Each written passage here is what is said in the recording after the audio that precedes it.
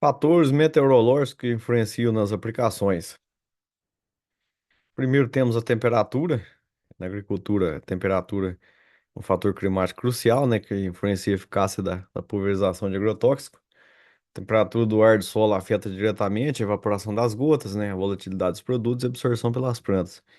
Importância da temperatura na pulverização, evaporação, né, temperaturas elevadas aumentam a taxa de evaporação das gotas, reduzindo a quantidade de produtos que atingem o alvo.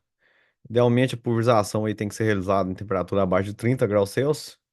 Volatilização. Produtos mais voláteis podem evaporar rapidamente em altas temperaturas, aumentando o risco de deriva e reduzindo a eficácia da aplicação.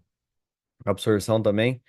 Temperatura adequada promove a absorção dos produtos pelas plantas, né? Melhora a eficácia da pulverização. Então, turma, a, a temperatura é um dos fatores ambientais mais importantes aí na, na nossa aplicação de agroquímicos. Porque quanto mais sobe a temperatura, a gente vai diminuindo a umidade, né? A gente aumenta também os ventos. Então, quando o ar está mais quente, você vê, começa aquela ventania. Também volatilidade dos produtos, né? Você pega aí herbicidas auxínicos, são extremamente sensíveis à temperatura, à volatilidade, né? À deriva secundária. Então, a gente tem que estar bem atento. A maior parte dos defensivos aí trabalha com a recomendação de bula abaixo de 30 graus Celsius para aplicação. Umidade relativa do ar, outro fator climático crucial, né, na aplicação área agrícola, ele influencia diretamente a evaporação das gotas e a eficácia do tratamento. Então, quanto mais baixa a umidade, mais eu tenho deriva, porque eu tenho evaporação das gotas. É, Umidade também muito alta, pessoal, acima de 80, não é indicado devido, você vai ter escorrimento nas folhas, né? Geralmente aí você tem uma condição, já é uma condição de chuva, né? Ou senão de bastante umidade aí no amanhecer do dia. Então também não é recomendável umidade muito alta. É, Evaporação, condições de baixa umidade, as gotas de pulverização evaporam mais rapidamente, né, antes de atingir o alvo, reduzindo a eficácia da aplicação. Idealmente a pulverização tem que ser realizada com umidade relativa acima de 50%. Muitos defensivos recomendam acima de 55%. Absorção, alta umidade melhora, né, a absorção de produtos pelas plantas, aumenta a eficácia do tratamento. Considerações práticas que a gente está adotando. Utilizar a ferramenta de monitoramento climático para verificar a umidade relativa do ar antes da aplicação. O horário de aplicação, realizar a pulverização nas primeiras horas da manhã, no final da tarde, quando a umidade relativa tende a ser mais alta. Ajuste da técnica, né? Ajustar o tamanho de gotas e pressão de pulverização para minimizar a evaporação em condições de baixa umidade. Vento é um fator crítico na aplicação agrícola, né, de defensivos. Pode influenciar significativamente a eficácia e segurança da pulverização. O impacto do vento aqui na aplicação aérea, né? Ventos fortes podem criar gotas, podem desviar as gotas, né, de sua trajetória original e causa deriva. Contaminação de áreas não alvo. A velocidade do vento ideal para pulverização é de 3 até 15 por hora, até de 3 a 10 quilômetros por hora. Algumas bulas de defensivos recomendam até 15 por hora, mas 15 por hora já é um vento forte, então é bem arriscado. Distribuição das gotas, né? Ventos moderados podem ajudar a distribuição uniforme das gotas, mas ventos acima de 10 quilômetros por hora aumenta significativamente o risco de deriva. A altura de voo tem que ser ajustada de acordo com a velocidade do vento. Quanto maior a velocidade do vento, menor deve ser a altura do drone, né? Para minimizar a deriva e maior o tamanho da gota. Então, pessoal, aqui é uma consideração importante, né? Um vento de 10 por hora já tem um risco grande de deriva. E também vento parado, o ar parado, é sinal de inversão térmica, como a gente vai ver mais para frente. Então não pode estar zerado o vento, né? É um vento ali de 3 até no máximo 10 quilômetros por hora. Boas práticas para minimizar a deriva, né? Monitoramento climático. A gente usa uma estação meteorológica para estar fazendo monitoramento no campo. Ajuste da técnica de pulverização, né? Ajustar o tamanho de gota, a altura de voo para minimizar a deriva. Condição ideal para aplicação. Evitar pulverização condição de vento forte ou ausência total de vento, né? Isso leva à inversão térmica, onde as gotas ficam suspensas no ar.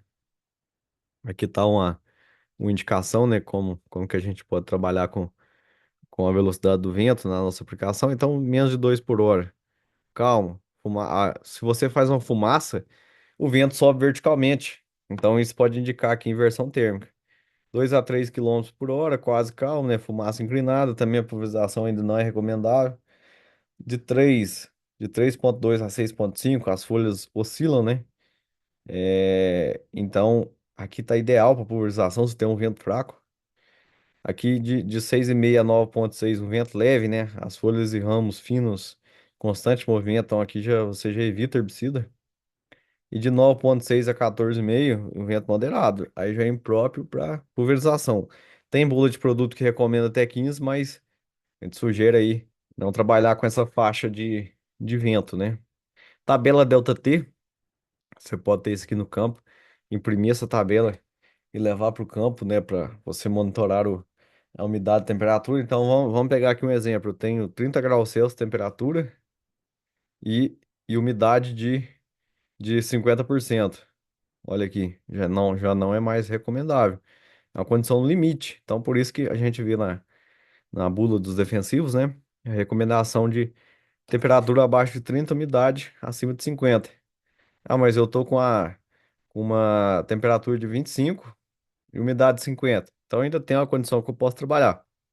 Dentro dessa faixa verde, a gente consegue estar trabalhando, fazendo a aplicação com segurança e observar também o vento. Inversão térmica. Inversão térmica é um fenômeno, né, atmosférico. A gente tem uma camada de ar quente que sobrepõe a camada de ar frio, impedindo a circulação normal do ar. Então, essa camada de ar frio, né, que é a mais densa, fica presa próxima à superfície, enquanto o ar quente permanece acima. Então, parece um sanduíche, próximo ao solo. A gente tem uma camada de ar frio, logo acima dela uma camada de ar quente, depois outra camada de ar frio. Então, isso ocorre em inversão térmica. Isso que a gente vê, principalmente no inverno, aqui na região sudeste, cedo as cidades assim amanhecem com a fumaça, parece que tá formando uma linha, né, de fumaça sobre a cidade. Então isso é inversão térmica, ocorre principalmente no inverno. No verão também pode ocorrer. E os efeitos, né, na pulverização, as gotas ficam suspensas indefinitivamente ali naquela camada, enquanto não acaba a inversão térmica, ela acontece geralmente no período da manhã, no final da tarde. Final da tarde próximo às bordas de matas, né? Então, durante a inversão térmica, as gotas ficam suspensas no ar por mais tempo, né? Aumenta o risco de deriva, diminui a eficácia de pulverização, concentração de poluentes, né? Aumenta o risco de poluentes aí na superfície, pode ser prejudicial para a saúde humana. Então, a gente tem que fazer um monitoramento climático.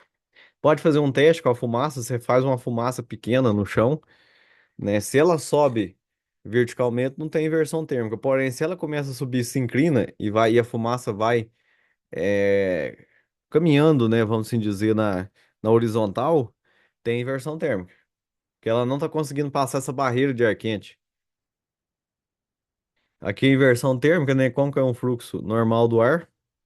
O ar quente, ar frio e ar frio em cima.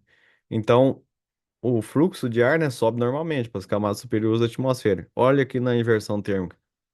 O ar frio ele não consegue passar essa barreira de ar quente. E se você está fazendo aplicação, a era agrícola, né? Você está aplicando aqui. Esse defensivo, ó, ele não vai passar essa barreira de ar quente, vai ficar aqui em cima. Isso que é o risco aqui, que tem muita deriva. Corrente convectiva, né, são os movimentos de fluidos causados por diferença de temperatura e densidade. Esse movimento ocorre tanto em líquido como em gás, né? Que no caso é a nossa atmosfera. Como que elas funcionam? A diferença de temperatura, a gente tem uma parte do ar que é aquecida, ela se torna menos densa e sobe, e simultaneamente a parte mais fria, densa, desce. Cria um ciclo contínuo de movimento. Esse movimento pode afetar a distribuição de gotas na pulverização e provocar deriva. Então, corrente convectiva pode influenciar a dispersão de gotas na pulverização, né? O ar aquecido próximo ao solo sobe, leva as gotas para longe do alvo desejado. Então, isso aqui é um risco grande, pessoal. Você está aplicando no período mais quente do dia, isso aqui vai ocorrer principalmente nos períodos mais quentes do dia. Então, a corrente convectiva, ela vai pegar essas gotas e vai levar lá para o alto da atmosfera. Isso aí vai dar uma deriva longe, muito longe da área que você está aplicando. Então, é muito arriscado.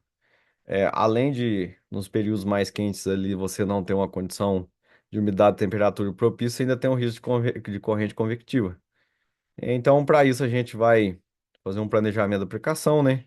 Entender as correntes convectivas e prever as condições climáticas.